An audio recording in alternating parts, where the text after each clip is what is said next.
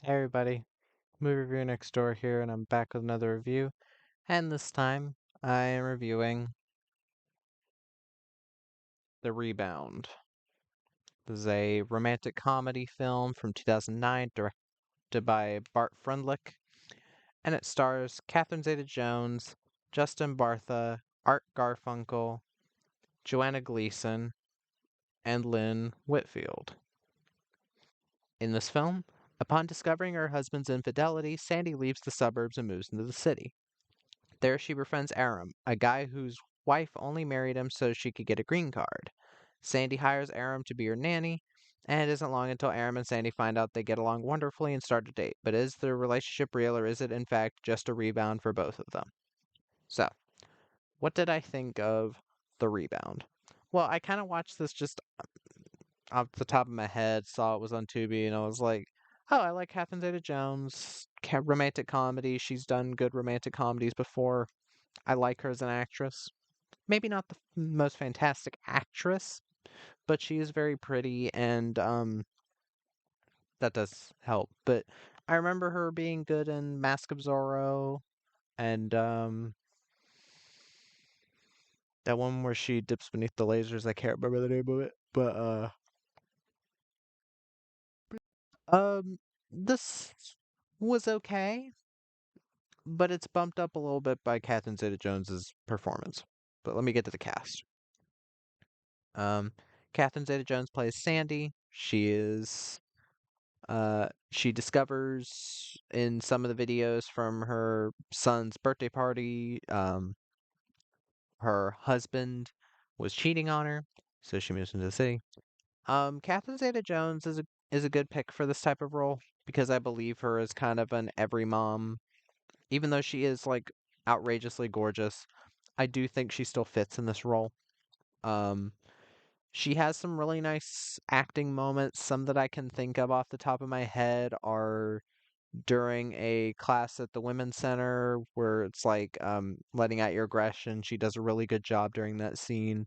A scene where she's talking back to her husband, and there's a scene later that's kind of a breakup kind of scene that I think she does a great job in. But I do think she does add something to this film. Justin Bartha plays Aram Finkelstein. Yes, the character is Jewish. Um, how could you ever guess from that name? But he's he's one of the things I'm a bit half and half on with this movie because he's not like he's a bit annoying at times. There are times where I just find they made him a bit too boyish. The character's supposed to be 25, and Catherine Zeta-Jones' character is supposed to be 40. He acts like he's a frat boy sometimes, and sometimes he acts all like I've never done anything bad in my life. But um, he's all right. I would have gone for if I casted this, I would have gone for somebody a bit, well, first off, more attractive, but also somebody who I don't know, who's a bit more normal seeming, but then when you get to know them, they're a bit more exciting than you thought. I think that could have been interesting, but eh. Uh, apparently he's in the Hangover movies. I haven't seen them, so I wouldn't know. But yeah. Um, Art Garfunkel plays Harry Finkelstein. Yes, that Art Garfunkel from Simon and Garfunkel. He plays Harry Finkelstein, the dad of Aram. Um, he's not in the film much. Neither is the actress playing the mother, but he plays it all right. He doesn't get a lot of like super funny bits or anything, but he's fine. Joanna Gleason as well as Roberta Finkelstein. She's kind of just supposed to be the super houndy mother. Um, yeah, she's fine, whatever. And Lynn Whitfield as Laura Riley. She works at the sports center that or sports news thing that freaking Sandy's working at. She's fine. She's also not in the movie that much. She works. I buy her as a reporter. But yeah, what to say about this movie? I saw the trailer and I was like, whatever, cougar rom-com, things go wrong, whatever. I wanted a kind of light movie tonight. I wasn't even thinking of watching a movie, but um certain things changed and I was like, whatever. Um Overall, it's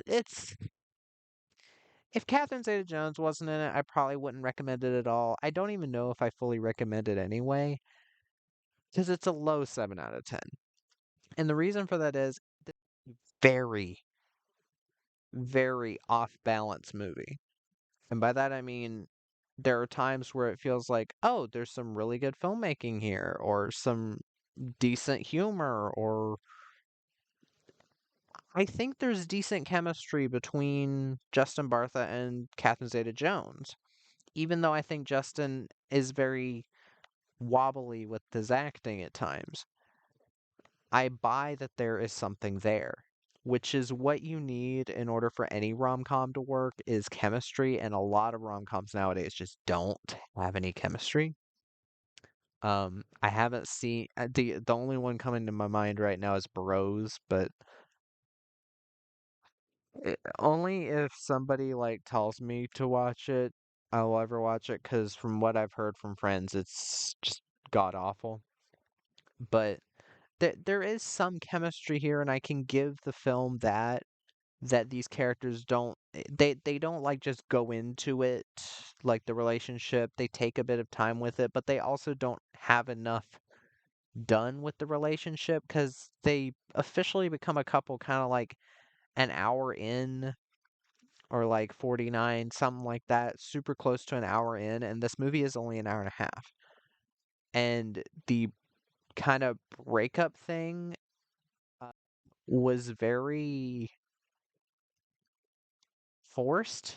It very forced. And I can see that the film is very formulaic for the most part. Um because like all of these like rom-com movies have to have like a random thing happen, like, oh, the guy is seen with an old girlfriend and she thinks that he's cheating, which first of all, unhealthy relationship if the female immediately gets mad at you for being talking to another woman. Um or uh a baby comes up and then the guy's like, "Oh, we should get an abortion." And just random stuff like that that happens in movies that has to happen before the third act so that there's some drama. I understand that's how filmmaking works.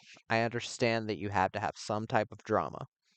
But the way you don't do it is right after, like, I'm going to try to explain the scene. I know I'm not going to make this a spoiler review because it's not really a spoiler. You can't spoil this type of movie. They she ends up getting pregnant later, and then when they go to the doc, it's like she seems fine. She's like, "We have to have a talk. You're super young. I don't know if you can deal with a baby." And then he's like, "I want it. I want to have the baby with you." Like he's being very sincere, very nice about it.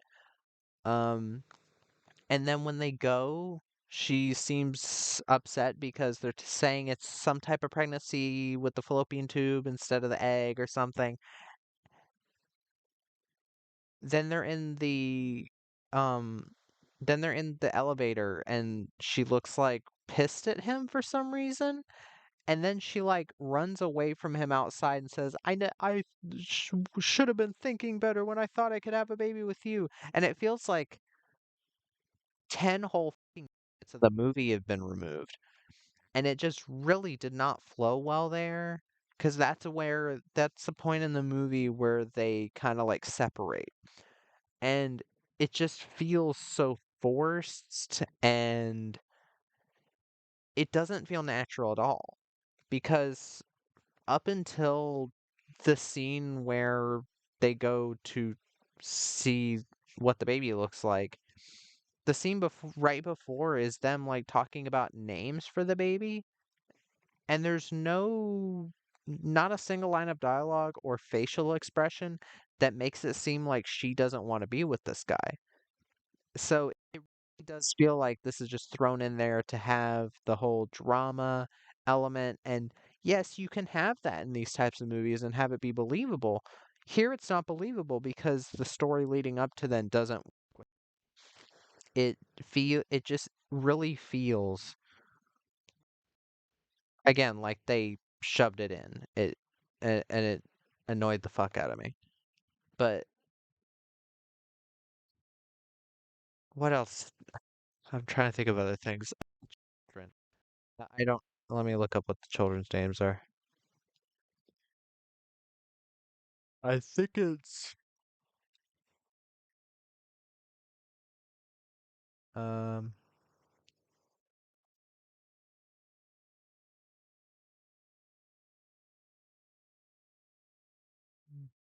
well I can't think of I can't find the names. But the kid actors weren't that good. They're very annoying. The little girl acts like an adult and the kid I don't I don't know if they were and I mean this in the I mean this in the nicest way possible. The one kid looked like he had kind of looked like he had Down syndrome. And I don't know if it's just that I don't know if they hired an actor with Down syndrome or if the kid just looks weird. I don't mean to be mean, but I want to be honest. Um, and like the stuff with the kids barely comes into play other than the guy as the babysitter. Like pick better kid actors. Like there are kid actors that are really good. Natalie Portman when she was younger was a fantastic kid actor, possibly the best I'd ever seen. Frickin' Miley Cyrus wasn't a bad kid actor. Like there are kid actors that are good, but just nobody ever picks them. But also I will say a lot of the humor in this movie is very low-hanging fruit. I this is trying to be a raunchy romantic comedy, and I like raunchy romantic comedies when they're done well. Um, but this kind of feels like it's trying too hard to push the boundaries. Like there's a joke with about like, oh, the one of the kids took a 2 foot long poop we measured. Like it's just seems like it's going for gross out comedy and it just for the most part the comedy really isn't that good. There's like a couple moments that Justin Bartha shines with the comedy, but it does feel uneven and there's a reason why I would have given this a 6 out of 10 without Catherine Zeta-Jones because again, Catherine Zeta-Jones wears this on her shoulders. And I can see why certain posters said Catherine Zeta-Jones kills it in the film, which she does. Um, I think she is a professional. She doesn't care what type of movie she is in. She's going to give it her all in every movie, and I think that is a very respectable thing to do because your job as an actor is to act. If you take a money job and you give a money job performance, I mean, that's kind of unprofessional. Uh, and also, shitting on actors for taking money jobs is childish. Like, actors act for money. They can't. Not every role an actor takes is gonna be one that they're either giving their all to or that they're fully invested in.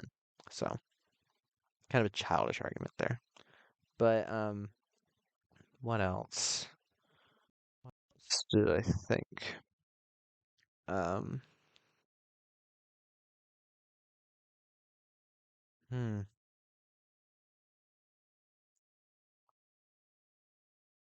Again, I think the chemistry works. It's not like the worst chemistry ever. Um, I do think Justin Bartha should have been switched out. I just again, the chemistry works for the most part. It just feels I'm not big on him. Um, and yeah, a lot of the comedy is very easy shots. Um, a lot of stereotype stuff, which stereotypes, whatever, I don't care. But here it's like, oh, the Jewish family is overbearing. The his He thinks he can read the future and stuff, and it's like, eh. The- it's overall just kind of a iffy movie. It's on Tubi if you want to see it, but eh, make up your own mind. But yeah, that was my review of The Rebound. If you've seen the film, let me know in the comments what you thought. If you've got any recommendations, let me know as well. And movie reviewer next door out.